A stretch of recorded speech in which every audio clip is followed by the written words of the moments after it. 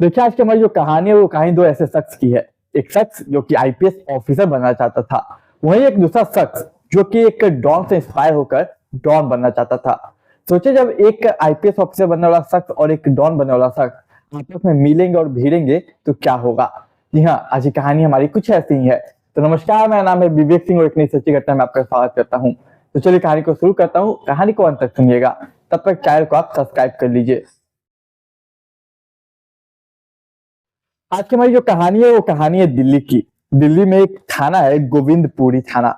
तारीख थी 23 नवंबर साल 2024। सुबह के तकरीबन 5 से 6 बज रहे थे। वहीं पर एक जगह है संत रविदास मार्ग। उसी मार्ग पे एक कुछ लोग गुजर रहे थे तो देखते हैं कि कोई एक शख्स है वर्दी में जो कि बाइक से गिरा हुआ है। लगता है उसका कुछ एक्सीडेंट हुआ है और खून काफी बह रहा है। फौरन लोग जाते हैं, पलटते हैं तो देखते हैं कोई पुलिस ऑफिसर है, कोई पुलिस वाला है। फौरन नजदीकी हॉस्पिटल में भर्ती किया जाता है और पुलिस स्टेशन में वहां इन्फॉर्म किया जाता है। अब तमाम जो पुलिस वाले थे वो मौका वारदात हॉस्पिटल में पहुंचते हैं। जब डॉक्टर नर्स टटोलते तो देखते कि जो सिपाही था, जो शख्स था पुलिस की वर्दी में, वो मर चुका है। जब थाने से लोग आते तो वो देखते थे ये हमारे ही थाने का एक सिपाही है जिसका नाम किरण पाल है। किरण पाल जो कि इसी थाने का, गोविंदपुरी थाने का ही सिपाही था। अब सवाल क्या कि हुआ क्या।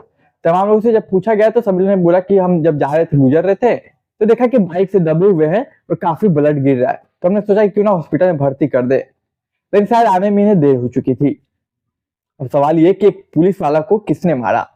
जब पोस्टमार्टम रिपोर्ट हुई, तमाम चीजें आई, तो उसमें एक चीज क्लियर हुआ कि किसी ने किरण पाल को बार बार चाकू घोंप के मारा है। मतलब ये क्लियर मर्डर है।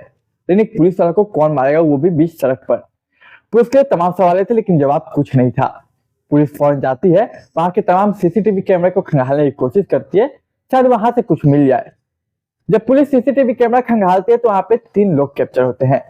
सीसीटीवी में दिखता है कि 3 लोग कोई आ रहे हैं और 3 लोग स्कूटर से आते हैं, उनमें से कुछ बातचीत होती है और फिर वो लोग अचानक से एक शख्स उसमें से चाकू निकाल के चाकू मारने लगता है कृपाल को।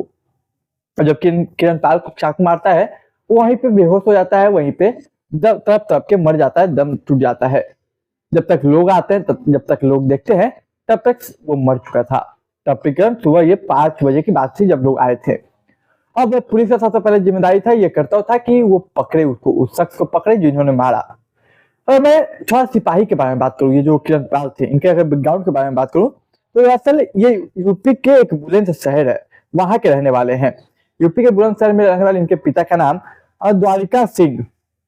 इसका एक भाई जो कि विकलांग है, जिसका नाम है सोनू। वो सोनू विकलांग तो है लेकिन थोड़ा मतलब छोटे मोटे काम जो हो सकता था वो अपने प्राइवेट लेवल पे करता है और घर खर्च चलाने की कोशिश करता है। इधर इसका सपना था कुछ बड़ा करने का। बचपन से पढ़ाई में ये तेज था, किरणपाल पढ़ाई में तेज था, सब कुछ सही चल रहा था, पढ़ाई लिखाई चल रहा था। साल 2018 में दिल्ली पुलिस का फॉर्म निकलता है। दिल्ली पुलिस में ये सिपाही के लिए अप्लाई करता है और इसका सिलेक्शन होता है, फिर जॉब लगती है। इसके तमाम उसके बाद अलग अलग जगह पे एक पर्टिकुलर टाइम के बाद इसकी अलग अलग जगह पोस्टिंग हुई। इधर दिल्ली के गोविंदपुरी में अभी हाल में ही साल 2024 के मार्च महीने में ही नई पोस्टिंग हुई थी, नया ट्रांसफर यहाँ पे हुआ था। व्यवहार की बात करूं तो व्यवहार से काफी सरल आदमी, बहुत अच्छा था। अब अपना ईमानदारी से काम करता था और आगे की पढ़ाई कर रहा था। इसका सपना था कि एक बड़ा ऑफिसर बनूं, आईएएस ऑफिसर, आईपीएस या आईएएस ऑफिसर बन जाऊं, ताकि एक अच्छे लेवल पे जॉब कर सकूं, अच्छे लेवल पे लोगों की मदद कर सकूं। इसके लिए वो शिद्दत से पढ़ाई भी करता था। तमाम जो पैसे थे वो घर पे भेजता था, वो कुछ अपने पढ़ाई के लिए बचाता था। अपनी ड्यूटी भी ये शिद्दत से करता था। अब भला सोचने वाली बात यह कि इतना शांत और एक निष्पक्ष आदमी के लिए कि किसका दुश्मनी होगा। सवाल कई थे लेकिन जवाब कुछ नहीं। हालांकि इसकी किसी से दुश्मनी भी नहीं थी। अब पुलिस फौरन वो 3 लड़कों को खोजने निकल जाती है। जब खोजते खोजते पता चलता है कि उनमें से एक का नाम था दीपक सिंह, जिसके सोशल मीडिया पर लगभग 40,000 फॉलोअर्स थे।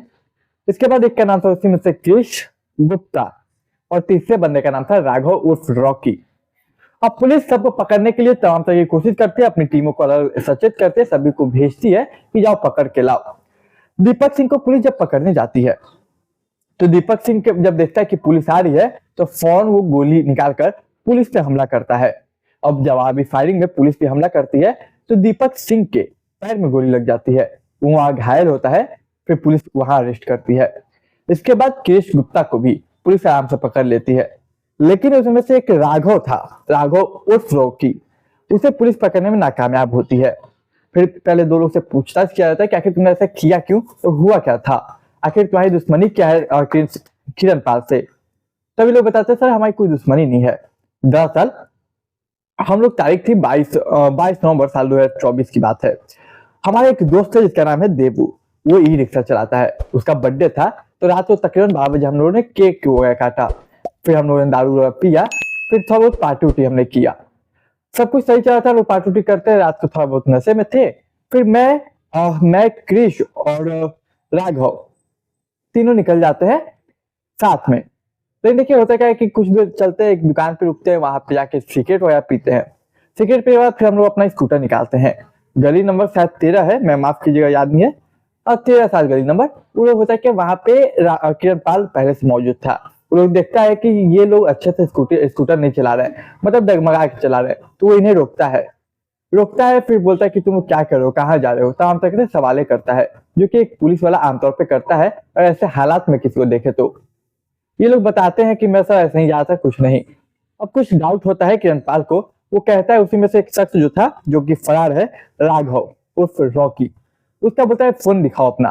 फिर फोन लेकर चेक करने लगता है कहीं इसके फोन कुछ ऐसा वैसा तो नहीं है जिससे किसी को नुकसान हो, क्योंकि पुलिस वो भाप चुका था कि कुछ तो गड़बड़ है। अब इधर राघव बार बार अपना फोन मांग रहा था कि सर मुझे मेरा फोन दे दीजिए, मुझे मेरा फोन दे दीजिए। लेकिन जो पुलिस वाला किरणपाल था वो लगातार कहता था कि मैं फोन तभी दूंगा जब मैं चेक कर लूंगा, और उससे पहले तुम्हें जाने भी नहीं दूंगा।